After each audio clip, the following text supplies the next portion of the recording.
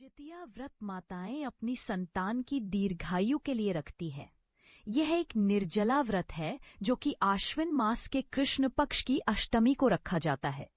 मान्यता है कि इस व्रत को पूरी श्रद्धा से करने और जितिया व्रत की कथा को पढ़ने और सुनने वाली महिलाओं के बच्चे खुशहाल होते हैं और उनकी आयु लंबी होती है। आप भी जानिए जितिया व्रत की कथा विस्तार से।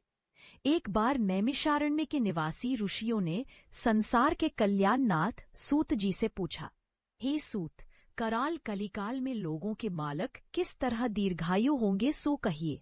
सूत जी बोले, जब द्वापर का अंत और कलयुग का आरंभ था, उसी समय बहुत सी शोकाकुल स्त्रियों ने आपस में सलाह की कि क्या इस कलयुग में माता के जीवित रहते पुत्र मर जाएंगे।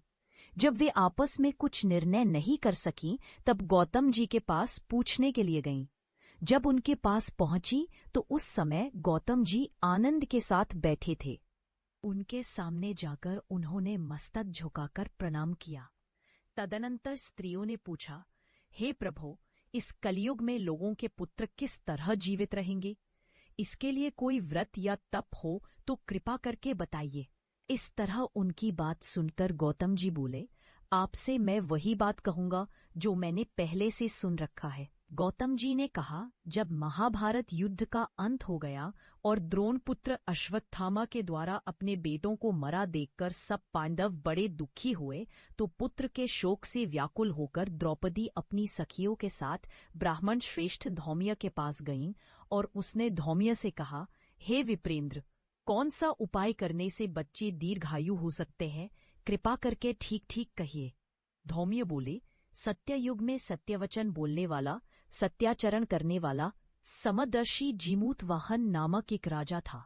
एक बार वह अपनी स्त्री के साथ अपनी ससुराल गया और वहीं रहने लगा। एक दिन आधी रात के समय पुत्र के शोक से व्याकुल कोई स्त्री रोने लगी, क्योंकि वह अपने बेटे के दर्शन से निराश हो चुकी थी। उसका पुत्र मर चुका था। वह रोती हुई कहती थी, हाय मुझ बूढ़ी माता के सामने मेरा बेटा मरा जा रहा है। उसका रुंदन सुनकर राजा जीमूतवाहन का तो मानो हृदय विदीर्ण हो गया। वह तत्काल उस स्त्री के पास गया और उससे पूछा, तुम्हारा बेटा कैसे मरा है? बूढ़ी ने कहा, गरुड़ प्रतिदिन आकर गांव के लड़कों को खा जाता है। इस पर दयालु राजा ने कहा, माता, अब तुम रो मत, आनंद से बैठो, मैं तुम्हारे बच्चे को बचाने का यत्न करता हूँ। ऐसा कहकर राजा उस स्थान पर गया जहां गरुड़ आकर प्रतिदिन मांस खाया करता था। उसी समय गरुड़ भी उस पर टूट पड़ा और मांस खाने लगा। जब अतिशय तेजस्वी गरुड़ ने राजा का बायां अंग खा लिया, तो झटपट राजा ने अपना दाहिना अंग फेरकर गरुड़ के सामने कर दिया। यह देखकर गरुड़ जी ने कहा, तुम कोई देवता हो, कौन हो? तुम मनुष्य तो नहीं जान पड़ते। अच्छा, अपना जन्म और कुल बताओ। पीड़ा से व्याकुल मन वाले राजा ने कहा, हे पक्षीराज, इस तरह के प्रश्न करना व्यर्थ है। तुम अपनी इच्छा भर के मेरा मांस खाओ। यह सुनकर गरुड़ रुक गए और बड़े आदर से राजा के जन्म और कुल की बात पूछने लगे। राजा ने कहा, मेरी माता का नाम है शैव्या और मेरे पिता का नाम शालीवाहन है। सूर्यवंश में मेरा जन्म हुआ है और जीमूतवाहन मेरा नाम है। राजा की दयालुता देखकर गरुड़ ने कहा, हे महाभाग, तुम्हारे मन में जो अभिलाषा हो वह वर मांगो। राजा ने कहा, हे पक्षीराज, यदि आप मुझे वर दे रहे हैं तो वर दीजिए कि आपने अब तक जिन प्राणियों को खाया है वे सब जीवित हो जाएं। हे स्वामिन, अब से आप यहाँ बालकों को न खाए और कोई ऐसा उपाय करे कि जहाँ जो उत्पन्न हो वे लोग बहुत दिनों तक जीवित रहे। धौम्य ने कहा कि पक्षीराज गरुड़ राजा को वरदान देकर स्वयं अमृत लाने के लिए नागलोक चले गए। वहां से अमृत लाकर उन्होंने उन मरे मनुष्यों की हड्डियों पर बरसाया। ऐसा करने से सब लोग जीवित हो गए जिनको की पहले गरुड़ ने खाया था। राजा के त्याग और गरुड़ की कृपा से वहां वालों का बहुत कष्ट दूर हो गया। उस समय राजा के शरीर की शोभा दूनी हो गई थी। राजा की दयालुता देखकर गरुड़ ने फिर कहा, मैं संसार के कल्याणार्थ एक और वरदान दूंगा। आज आश्विन कृष्ण सप्तमी से रहित शुभ अष्टमी तिथि है। आज ही तुमने यहाँ की प्रजा को जीवन दान दिया है। हे वत्स, अब से यह दिन ब्रह्म भाव हो गया है। जो मूर्ति भेद से विविध नामों से विख्यात है, वही त्रैलोक्य से पूजित दुर्गा अमृत प्राप्त करने के अर्थ में जीवित पुत्रिका कहलाई है। सो इस तिथि को जो स्त्रियां उस जीवित पुत्रिका की और कुश की आकृति बनाकर तुम्हारी पूजा करेंगी, तो दिनों दिन उनका सौभाग्य बढ़ेगा और वंश की भी वृद्धि होती रहेगी। हे महाभाग, इस विषय में विचार करने की भी आवश्यकता नहीं है। हे राजन, सप्तमी से रहित और उदया तिथि की अष्टमी को व्रत करे, यानी सप्तमी विद्ध अष्टमी जिस दिन हो उस दिन व्रत न कर शुद्ध अष्टमी को व्रत करे और नवमी में पारण करे। यदि इस पर ध्यान न दिया गया तो फल नष्ट हो ही जाएगा और सौभाग्य तो अवश्य नष्ट हो जाएगा। जीमूत वाहन को इस तरह का वरदान देकर गरुड़ वैकुंठ धाम को चले गए और राजा भी अपनी पत्नी के साथ अपने नगर को वापस चले आए। धौम्य द्रौपदी से कहते हैं, हे देवी, मैंने यह अतिशय दुर्लभ व्रत तुमको बताया है। इस व्रत को करने से बच्चे दीर्घायु होते हैं। हे देवी, तुम भी पूर्वोक्त विधि से यह व्रत और दुर्गा जी का पूजन करो तो तुम्हें अभिलाषित फल प्राप्त होगा।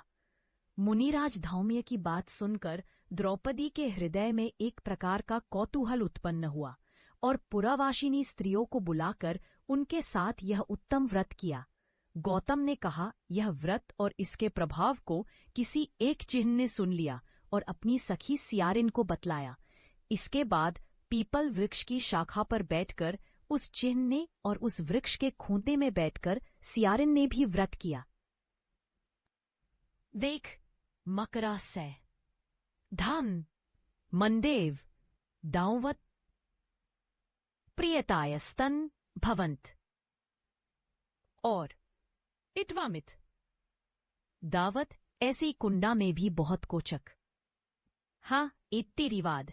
फिर वही चिहनी किसी उत्तम ब्राह्मण के मुंह से यह कथा सुनाई और पीपल के खोंटे में बैठी हुई अपनी सखी को सुनाया। सियारिन ने आधी कथा सुनी थी कि उसे भूख लग गई और वह उसी समय शव से भरे हुए श्मशान में पहुंची। वहां उसने इच्छा भर मांस का भोजन किया और चिहनी बिना कुछ खाए पिए रह गई और सबेरा हो गया। सबेरे वह गौशाले में गई और वहां गौ का दूध पिया। इस तरह नवमी को उसने पारण किया। कुछ दिनों बाद वे दोनों मर गए और अयोध्या में किसी धनी व्यापारी के घर में जन्मी।